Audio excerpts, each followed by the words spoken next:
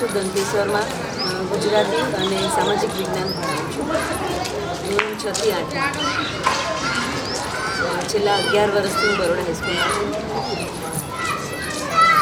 શ્વેતાએ new pinch કર્યું, નવા સાહિત્ય રહ્યા છે, ન્યૂ પિંચ કર્યું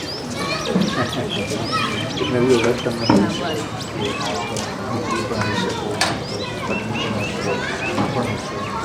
આજે નવી ઓળખ આપણે મળી છે સાહિત્ય વિજ્ઞાન. કેવું અનુભવી રહ્યા છે?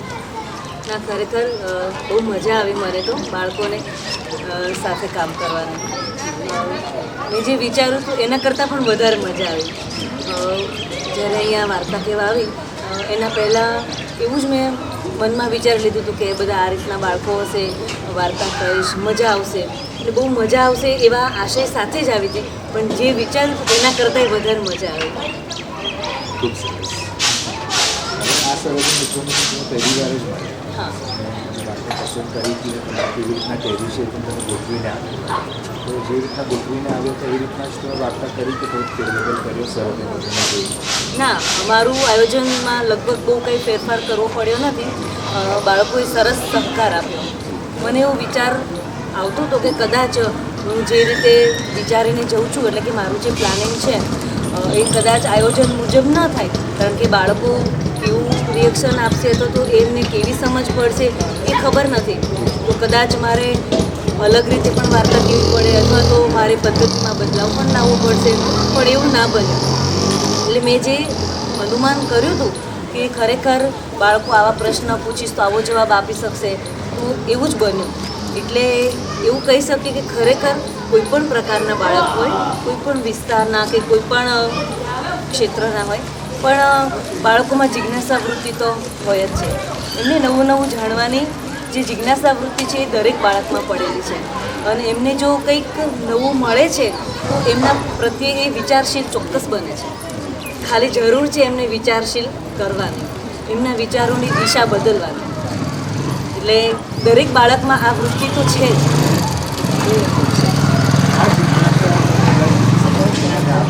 સાહિત્ય મિત્ર તરીકે, શિક્ષક તરીકે પાવર આપે છે કે આ જિજ્ઞાસા જે બાળકોની હોય છે ઉમેરો કરી શકે, વસ્તુ દેખાડી શકે. સરસ. પંચતંત્રની વાર્તા હતી, આપણે કહી મજેરી પણ વાર્તામાં કરુણ છે કે સુખીની પછી મૃત્યુ પાંડવાનું પછી બધું નથી થતું, કીધું પછી આપણે બધું વાર્તામાં ફેરબદલ થોડી પોઝિટિવ થઈ જાય. તો તમને લાગે છે કે આજે ફેરબદલ કરવું છે એ જરૂરી છે અને જે રિઝલ્ટ આવે મહત્ત્વના છે? હા, ચોક્કસ. હું પોતે પણ એવું માનું છું અને મારા શૈક્ષણિક કાર્યમાં આ કાર્ય કરી જ રહી છું કે પ્રયોગશીલ બનવું જોઈએ આપણે.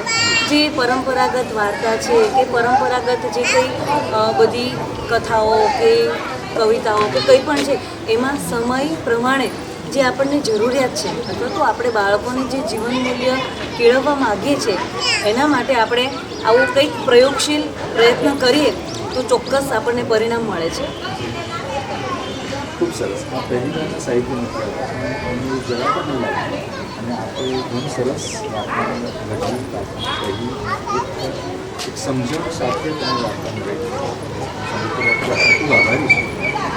આશા છે સંગીતો સાથે આપણા સાથે આજે જ વાર્તાઓ મિત્ર સાથે કરતા ખૂબ આશા છે. હું પણ સંવિતિને સંવિતિના તમારા બધા સભ્યો અને આખા સંસ્થાની હું પણ આભારી છું કે મને આવી તક મળી.